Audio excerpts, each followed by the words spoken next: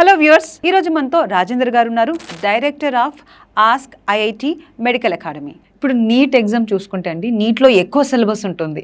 So చాలా హార్డ్గా ఉంటుంది కాబట్టి యాక్చువల్లీ ప్రిపరేషన్ అనేది ఏ విధంగా చేయాలో కూడా హార్డ్గా ఉంటుంది. అంటే మీరు ఎలా చెప్తారు, ఎలా ప్రిపేర్ అవ్వాలంటారు, రివిజన్ ఏ విధంగా చేయాలంటారు? మేడం, యాక్చువల్గా నీట్ ఎగ్జామ్ అనేది ఇది బయో పిల్లలకి ఎక్సెస్గా ప్రాబ్లం వచ్చేది ఎక్కడంటే ప్రిపరేషన్లో బయో పార్ట్లో జువాలజీ అండ్ బాటనీ ఏదైతే ఉందో ఆ పార్ట్స్ వాళ్ళు చేసుకోగలుగుతారు పిల్లలు. అంటే దాంట్లో కూడా చేసుకోగలిగే దాంట్లో ఎక్కువ వర్డ్స్ కొన్ని ఉంటాయి. తెలుగు మీడియం వచ్చిన పిల్లలు కానీ అవి కొంచెం ఇబ్బందిగా ఉంటాయి. సో ఇంగ్లీష్ మీడియంలో ఉన్న పిల్లలు ఆల్రెడీ 10th క్లాస్ స్టాండర్డ్ వరకు కొంచెం బెటర్ అకాడమిక్ బ్యాక్గ్రౌండ్ ఉన్న పిల్లలు, సో బయో మీద ప్రాబ్లం లేదు వాళ్ళకి. కెమిస్ట్రీలో ఆర్గానిక్ పార్ట్ ఏదైతే ఉందో దాని మీద కొంచెం ఇబ్బంది పడతారు. అండ్ ఆర్గానిక్ పార్ట్ అంటే కొంచెం డ్రై సబ్జెక్ట్, సో అది ఎంత చెప్పినా వింటే బాగానే అనిపిస్తుంది, కానీ వన్స్ అది కంప్లీట్ అయిన తర్వాత మెమరైజ్ చేసుకోవడానికి అప్లికేషన్ ఆలోచించడానికి కొంచెం ఇబ్బందిగా ఉంటుంది. ఇందులో మేజర్ గా కెమిస్ట్రీ ఆర్గానిక్ పార్ట్ లో chemistry organic part, physics part ఎవరైతే స్ట్రాంగ్ అవుతారో నీట్ స్టూడెంట్స్ దీనికి ప్రత్యేకమైన షెడ్యూల్ వేసుకోవాలి వాళ్ళకి డైలీ. అంటే other than classroom programmes, other than mock test, other than these all things, so they has to they own గా వాళ్ళ సెల్ఫ్ ప్రిపరేషన్ కావాలి. ఇవన్నీ చేసిన తర్వాత కూడా ఆర్గానిక్ పార్ట్ కును ఫిజిక్స్ పార్ట్ కి సెపరేషన్ టైం టేబుల్ పెట్టుకోగలిగితే రెగ్యులర్ గా ఒక 2.5 hours పెట్టుకోగలిగితే, ఇది ఎగ్జామ్స్ టైంలో ఒక 3 months బిఫోర్ చెప్తున్నాను నేను. ఈ 3 months బిఫోర్ లో ఎలా పెట్టుకోగలిగితే ఎక్కువ టెస్ట్లు రాసి కరెక్షన్ చేయించుకొని దాంట్లో ఉన్న ప్రాబ్లమ్స్ ఎక్కడైతే మిస్టేక్ చేస్తున్నాడో ఆ మిస్టేక్ చేస్తున్న దాంట్లో నుంచి వీళ్ళు నేర్చుకోగలిగే కెపాసిటీ ఉంటే ఖచ్చితంగా వాళ్ళు ర్యాంక్ దగ్గర అవుతారు. ఇంకా ఇంప్రూవ్మెంట్ అయ్యే ఛాన్సెస్ ఉంటాయి.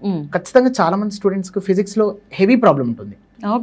నీట్ రాసే వాళ్ళకి ఎందుకంటే మ్యాథమెటిక్స్ మీద గ్రిప్ లేకపోతే, సో మ్యాథమెటిక్స్ మీద ఒక బ్రిడ్జ్ కోర్స్ ఒక 3 months దాని మీద వర్క్ చేసుకొని, సో వాళ్ళు ఒక లాంగ్ టర్మ్ ప్లాన్ చేసుకుంటే సో ఖచ్చితంగా స్కోర్ చేయగలుగుతారు. బయాలజీ స్కోరింగ్ సబ్జెక్ట్ అయినా కానీ ఎందుకు స్టూడెంట్స్ అనే వాళ్ళు మార్క్స్ అనేటివి కోల్పోతున్నారు? మేడం, చాలా రీజన్స్ ఉంటాయి దీంట్లో. ఫస్ట్ ఏంటంటే స్టూడెంట్ ఆ పర్టికులర్ సబ్జెక్ట్ అనేది ఈజీ అనే ఒక దృక్పథంలోకి వెళ్ళిపోవడం ఒకటి. నెగ్లిజెన్సీ స్టార్ట్ అవుతుంది అప్పుడు. ఈ నెగ్లిజెన్సీ స్టార్ట్ కావడం వల్ల సబ్జెక్ట్ రివిజన్ని తక్కువ టైం కేటాయించడం, సో దాన్ని లిటరల్గా వాళ్ళు ఏం తీసుకుంటారంటే ఈజీ సబ్జెక్ట్ అనే ఒక ఒపీనియన్ లోపల జనరేట్ అవ్వడం.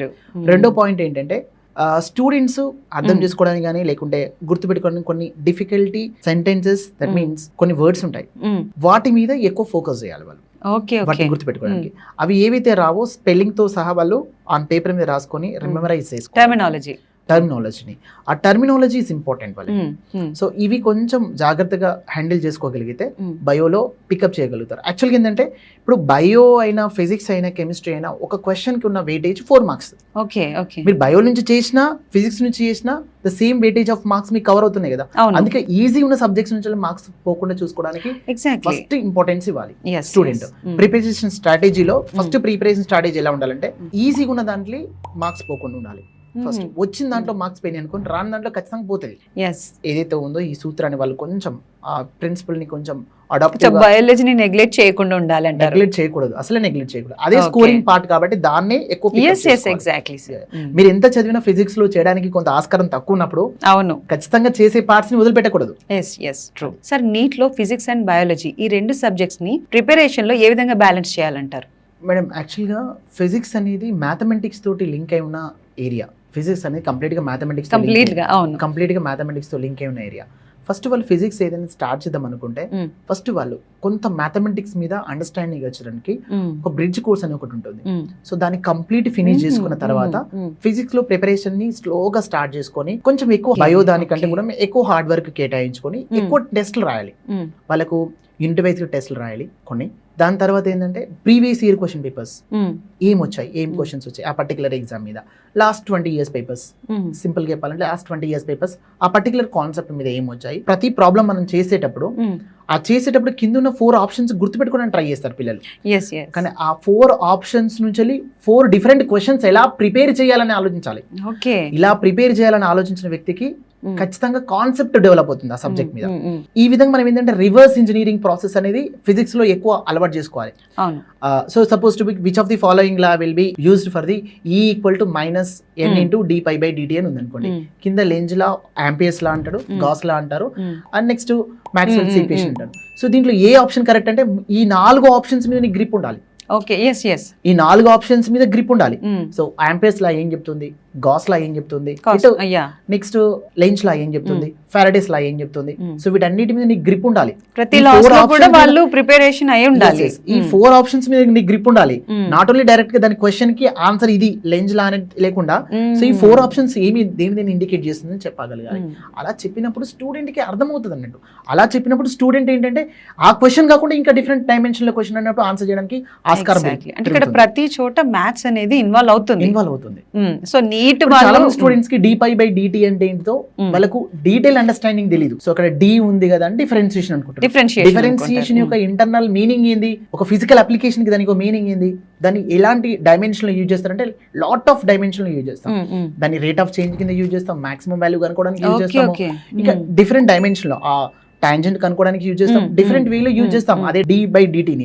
సో దీనికి అప్లికేషన్ పార్ట్ ఎక్కడ నేర్చుకోవాలంటే స్టూడెంట్ మ్యాథమెటికల్ పరంగా నేర్చుకోవాలి. ఈ మ్యాథమెటికల్ పరంగా నేర్చుకునే దానికి లాస్ కావడం వల్ల వీళ్ళు ఇక్కడ సబ్జెక్ట్ లో ఏదైతే మ్యాథమెటికల్ పరంగా వచ్చిన క్వశ్చన్స్ ని వాళ్ళు అడాప్టివ్ గా చేయలేకపోతారు. సో లాస్ట్ ఇయర్ వచ్చిన క్వశ్చన్ పేపర్ అయితే 2025 లో ఉందో చాలా toughest question for BiPC students. ఎందుకంటే ఎంపీసీ లెవెల్లో జేఈ మెయిన్స్ లెవెల్లో వచ్చిన క్వశ్చన్ పేపర్ ఏదైతే ఉందో అంతే లెవెల్లో ఇచ్చారు వాళ్ళకు. సో దానివల్ల చాలా మంది స్టూడెంట్స్ కి తక్కువ మార్క్స్ వచ్చిన ఈవెన్ మంచి ర్యాంక్ రావడం జరిగింది. మంచి ర్యాంక్ రావచ్చి వాళ్ళు లైక్ మంచి కాలేజ్ లో ప్లేస్ కూడా రావడం జరిగింది. ఇలాంటి టఫ్నెస్ కానీ అందరూ అంత స్మార్ట్ ఉండకపోవచ్చు. బట్ అంత స్మార్ట్ అంటే లైక్ పిల్లలను దృష్టిలో పెట్టుకొని ఎన్టీఏ ప్లాన్ చేసుకోవడం మంచి ఆప్షన్ ఎప్పుడైనా. సో బైపీసీ స్టూడెంట్స్ కి ఉన్న స్టాండర్డ్స్, మ్యాథమెటికల్ స్టాండర్డ్స్ ఏంటి ఆ లెవెల్ ఆఫ్ క్వశ్చన్స్ అడిగితే చాలా బెటర్ గా ఉంటుంది. ఎగ్జాక్ట్లీ, ఎందుకంటే వాళ్ళు ఎట్లాగో బైపీసీ ఎగ్జామ్ రాస్తున్నారు కాబట్టి ఎక్కువగా మ్యాథ్స్ మీద ఫోకస్ చేయరు. ఎందుకంటే ఆబ్వియస్లీ నన్ను బైపీసీకి సంబంధించినవి అడుగుతారు అనుకుంటారు. కానీ ఇక్కడ లాస్ట్ టైం చాలా టఫెస్ట్ గా మనకి ఫిజిక్స్ పార్ట్ లో ఏంటంటే థియరీ పార్ట్ కొంచెం ఫోకస్ చేస్తే, కొన్ని ఎలిమెంట్స్ ని ఫోకస్ చేస్తే స్టూడెంట్స్ కొంచెం ఈజీగా ఉంటుంది. టోటలీ ప్రాబ్లమాటిక్ మీద స్కోర్ చేస్తే కుదరదు. That's not fair. So last time చేసింది అదే ప్రాబ్లం మేడం. దాని వల్లనే చాలా తక్కువ. సో ఎవరైతే కొంచెం మ్యాథ్ మీద పట్టుందో వాళ్ళు ఈజీగా వెళ్ళి చేయగలుగుతారు. అసలు డాక్టర్స్ అంటే మ్యాథ్స్ మీద గ్రిప్ ఉండాలి మేడం. డాక్టర్స్ అంటే బయో మీద గ్రిప్ ఉండడం అంటే అందరికి గ్రిప్ ఉంటది. కానీ అడిషనల్ గా ఎక్సెసివ్ టాలెంటెడ్ డాక్టర్స్ ఎక్కడ తయారవుతారంటే ఫిజిక్స్ మీద గ్రిప్ ఉన్నప్పుడే తయారవుతారు. ఫిజిక్స్ లో, మ్యాథ్స్ లో. ఎందుకంటే క్యాలిక్యులేషన్ కానివ్వండి, ప్రతి ఒక్క ఫార్ములా కానివ్వండి, చూడడానికి చేయడానికి మ్యాథ్స్ ఇంకా చాలా బెనిఫిషియల్ గా ఉంటది. యాక్చువల్గా ఏంటంటే ఒకవేళ డాక్టర్ కావాలనే డ్రీమ్ ఉంటే ఖచ్చితంగా మ్యాథ్స్ బాగా నేర్చుకోండి అని నేను చెప్తున్నాను. ఓకే, ఇప్పుడు కరెక్ట్ అండి. ఇప్పుడు ఒక డ్రగ్ ఇంజెక్ట్ చేయడానికి కూడా కంప్లీట్ గా చాలా తీసుకుంటున్నాం. చాలా వాళ్ళ వెయిట్ ఎంత, వాళ్ళ కండిషన్ ఏంటి, ప్రతి ఒక్కటి మనం చూసేసుకున్న తర్వాత రిపోర్ట్స్ ప్రకారము వీళ్ళకి ఎంత ఇవ్వాలనేది క్యాలిక్యులేట్ చేసే ఎంఎల్ అనేది డిసైడ్ చేయడం ఉంటుంది. చెప్పేది డాక్టర్స్ కావాలంటే ఓన్లీ బయో రావడం కాదు, బయో కంటే ఎక్స్ట్రాడినరీగా నీకు రావాల్సింది మ్యాథ్స్ అండ్ ఫిజిక్స్ రావాలి. చిన్న ఎంఎల్ అటు ఇటు అయిపోయినా నువ్వు సక్సెస్ఫుల్ డాక్టర్ అవుతారు మేడం. సో మ్యాథ్స్ మీద కూడా వాళ్ళు ఫోకస్ చేయాలంటారు. మ్యాథ్స్ మీదనే ఎక్కువ ఫోకస్ చేయాలి మేడం. మంచి డాక్టర్స్ రేపు సొసైటీలో రావాలంటే మ్యాథ్స్, ఫిజిక్స్ బాగా రావాలి వాళ్ళకి. ఓకే సార్, ఎన్సీఈఆర్టీకి కరెక్ట్ అప్రోచ్ ఏంటంటే ఏం చెప్తారు మీరు? మేడం బయోకి అయితే ఇప్పుడు ఎన్సీఆర్టీ అనేది కంప్లీట్ గా ఇది స్టేట్ సంబంధించింది సబ్జెక్ట్ కాదు, ఇది సెంట్రల్ సంబంధించిన ఒక బోర్డు. సో వీళ్ళు ఏం చేస్తారంటే రీసెర్చ్ ఓరియంటెడ్ బుక్స్ అనేది సిబిఎస్ఈ వాళ్ళకు, అంటే సిబిఎస్ఈ అనేది it's a board. So NCERT అనేది బుక్స్ అన్నట్టు. ఇది ఎన్సీఆర్టీ సపరేట్ గా ఒక ఆర్గనైజేషన్. వీళ్ళు బుక్స్ అనేది ఏంటంటే రీసెర్చ్ ఓరియంటెడ్ రాసి సిబిఎస్ఈ వాళ్ళు ఎవరైతే ఉన్నారో వీటిని అడాప్ట్ చేసుకుంటారు, ఈ కరికులం బుక్స్ ని అడాప్ట్ చేసుకుంటారు. అయితే ఈ ఎన్సీఆర్టీ బుక్స్ అనేది కంప్లీట్ గా బయోకి చాలా యూస్ఫుల్ గా ఉంటాయి.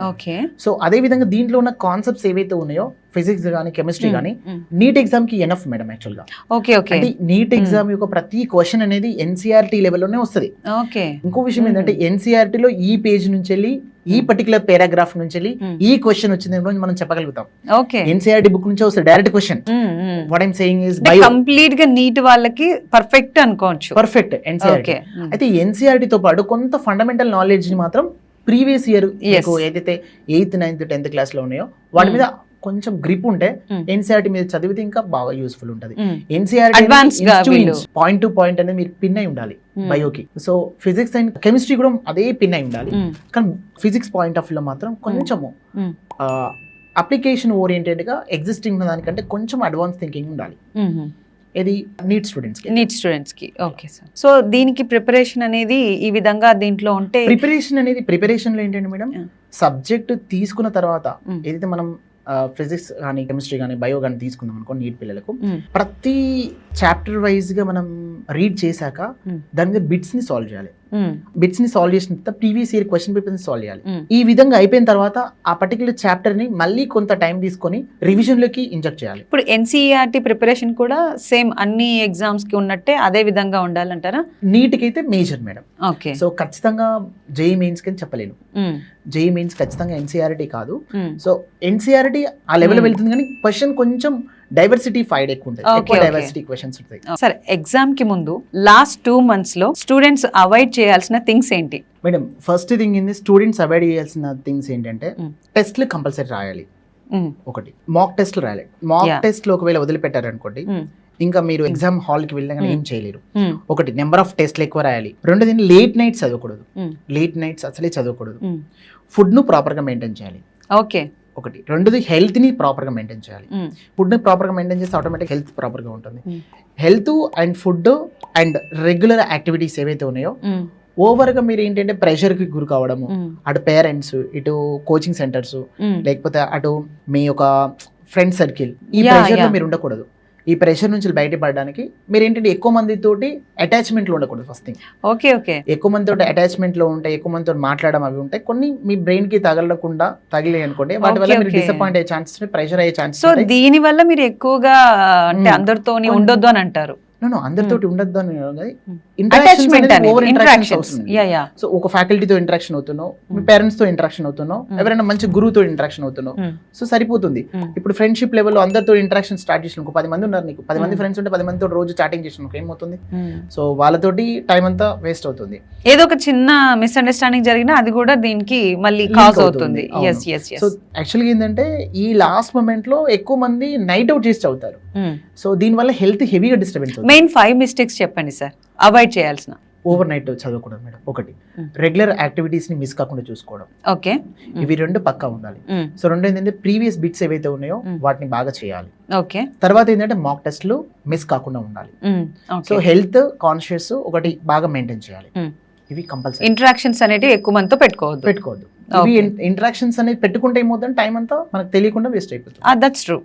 Yes sir.